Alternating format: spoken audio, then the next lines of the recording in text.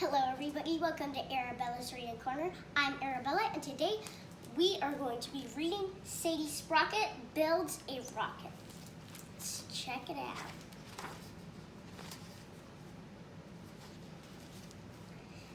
Sadie Sprocket had a wish to travel far from here, to venture through the galaxy beyond our atmosphere.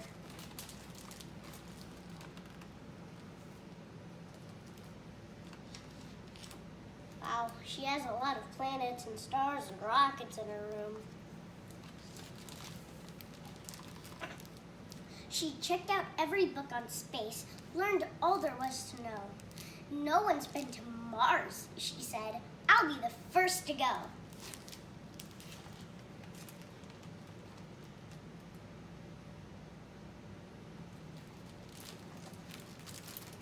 So one day Sadie drew a map to navigate the stars. It's time to leave the Earth, she said, and travel straight to Mars. Okay, same room, same picture again, I mean.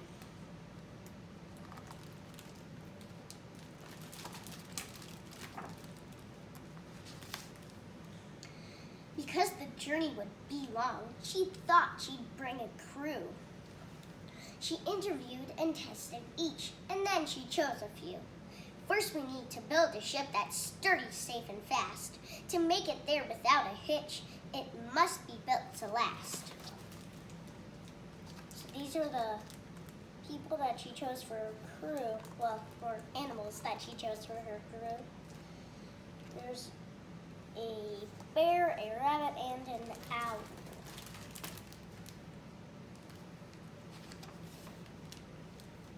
They rummaged through the junkyard and gathered every part. They counted, weighed, and measured twice. She couldn't wait to start. Wow, they got a lot of stuff to build that rocket. Wonder if it's going to be humongous or small. Sadie and her crew worked hard to build her rocket ship. She scanned her map and chose a date to make the stellar trip. Okay, so the rocket looks about medium-sized, little tiny.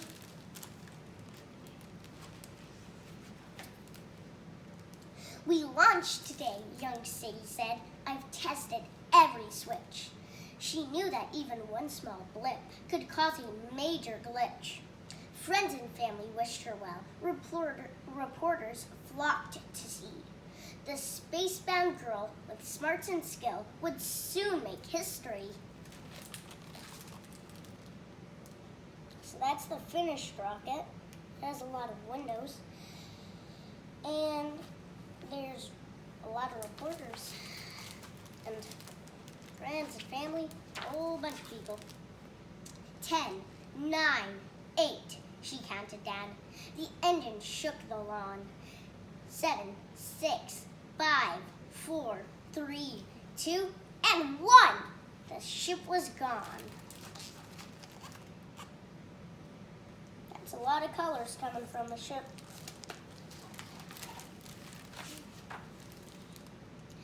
The journey took 100 days.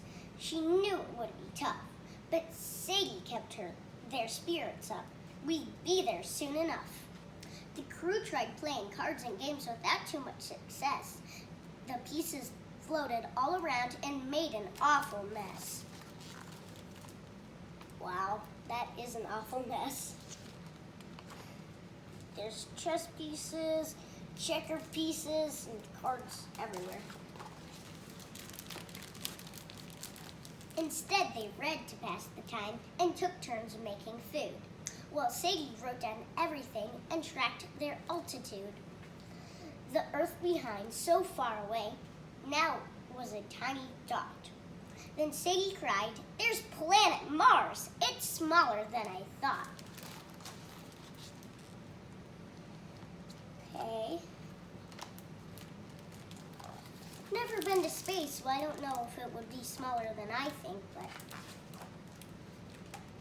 as their ship was closing in, the captain told her crew, "We'll set up camp and gather samples. We've got work to do." Sadie scanned her map of Mars and found a place to land. We'll put the ship down over there upon the level sand.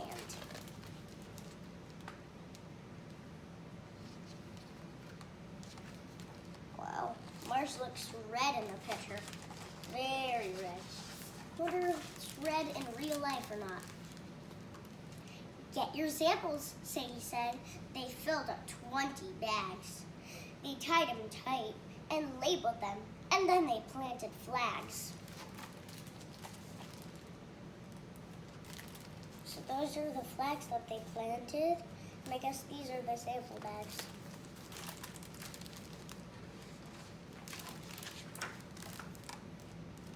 After one last photograph, they packed up their supplies. Then Sadie stopped to look around and noticed flashing skies.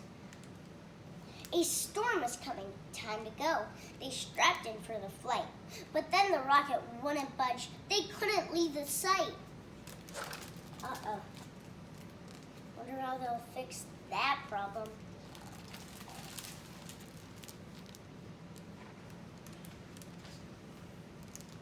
The landing gear is buried deep.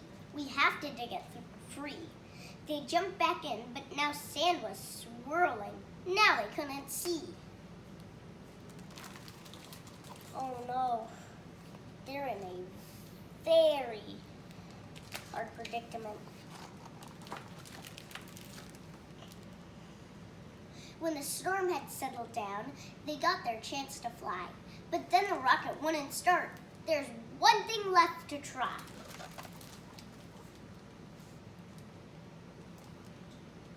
Oh, beanbag chairs. I like it. She quickly grabbed her rocket tools and checked the circuit board. They cleared the sand and fixed the wires. Power was restored. Rabbit's ears look like antennas.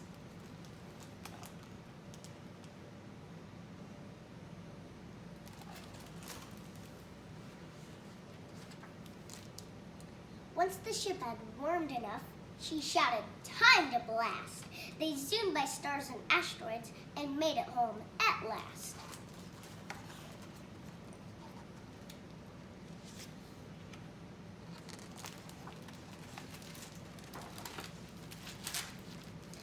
Sadie made the nightly news. The world now knew her name.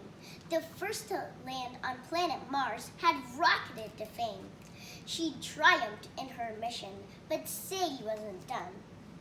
The pioneer of space had plans. She'd only just begun. So that's Sadie on the nightly news. Those are photographs of when they were in space. "One more question, please," they said. "What's next for you, Miss Sprocket?"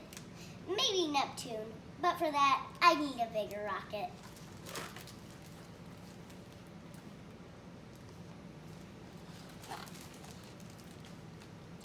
I hope you enjoyed this book. It was out of this world.